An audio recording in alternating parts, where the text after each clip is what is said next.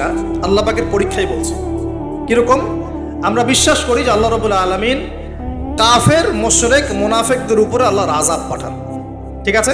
আচ্ছা, আর মুমিন মুসলিমদের উপর যখন কোনো বিপদ আপদ বালা মুসিবত আসে, সেটাকে আমরা বলি হয় আমাদের উপর পরীক্ষা, না হলে আমাদের পাপের ফল। এই তো, হয়তো পাপ করেছি কোনো, আল্লাহ পাক শাস্তি দিয়ে মাফ করে দিবেন, দুনিয়াতে শাস্তি দিয়ে পরকালে মাফ করে দিবেন। এরকম হতে পারে মুমিনদের উপরে।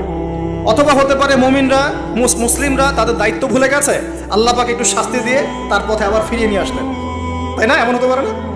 কিন্তু কাফের, মুশরিক, মুনাফিকদের উপরে যখন কোনো শাস্তি আসে, আযাব গজব, আসমানের বালা, জমিনের বালা, এটাকে আমরা বলি কি?